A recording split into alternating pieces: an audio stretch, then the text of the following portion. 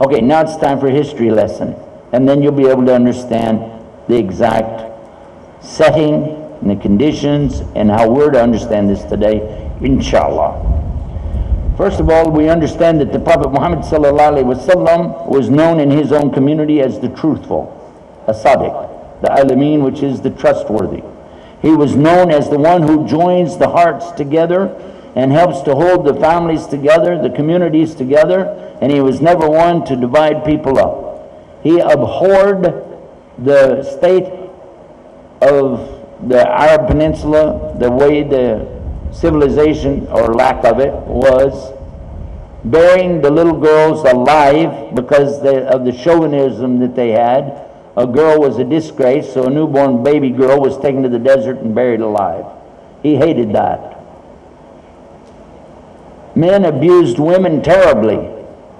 Women were owned and treated worse than animals, less than animals. The treatment of the poor was very bad at the time. If somebody was poor, they were very abused. Orphans were abused. All of these things, you can see from the Qur'an that that's what it's talking about constantly, giving the proper care and the rights to people. But for sure, one of the biggest problems they had, I don't know if it's the biggest one or not, they had alcoholism, they had orgies, they did crazy stuff. But one of the biggest problems they had, they would engage in feuds between tribes, families, for decades. They would kill each other for decades after decades after decades. The one example I would like to give you is the one where they had a camel race. At the end of the camel race, the one that won it was over with his camel. Another boy who lost, his camel lost, he was so jealous. He picked up a rock, he threw it, and he killed the camel. When that happened, then this boy on the other side killed that boy. Then his tribe killed that boy. And they continued killing each other wherever they found each other for the next 40 years. This was the War of the Camel that went on for 40 long years. The reason they stopped was because so many of the people began asking, why are we killing each other? And nobody could come up with an answer. That's really how bad they were.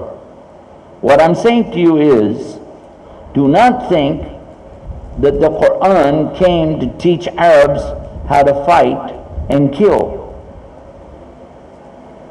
These people were experts in that. In fact, somebody jokingly told me they were born with rocks already in their hand. For sure, without doubt, this is the opposite.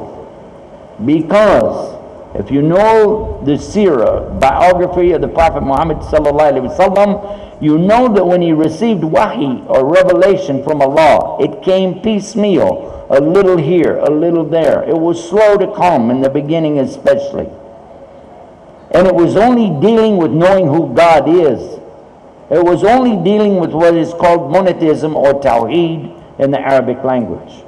This is how it originated. It was to convince them that whatever God says, you have to do it. It's not an option.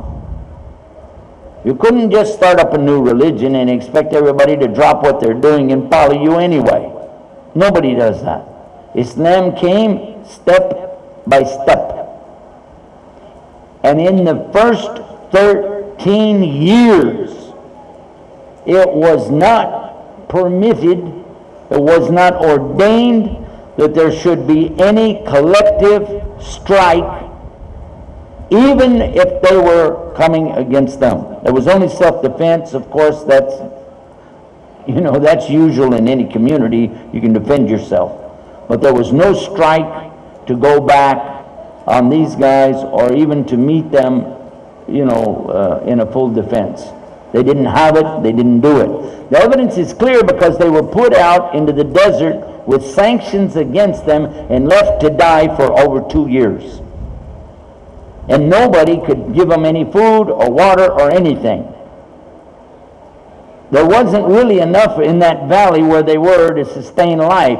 Had it not been for some who were willing to break sanction and take some provisions to them in the middle of the night, occasionally they would have all died. And in fact, his wife did die. She couldn't take it. It was her time anyway, but she died. His uncle died. Many others died.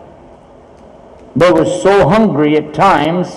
You've heard the story that the Prophet ﷺ was going somewhere and a person came up to him and was complaining, saying, I don't have any food, I'm so hungry, I'm so hungry.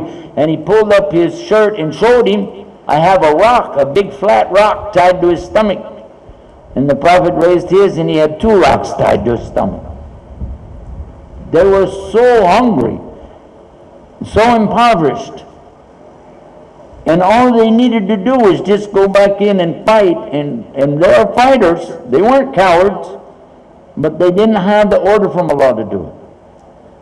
They had been taken out of their homes, kicked off their land, all of their provisions taken from them, their properties, their farms, their, whatever they owned, their animals, the livestock, all of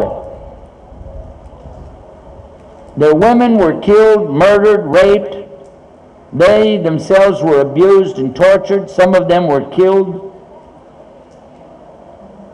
One family, they were killed except for one boy who out loud said he would renounce Islam, but in his heart, he still had it in his heart. Amr ibn Yasser. He said his name backwards. Amr ibn Yasser. These things we know.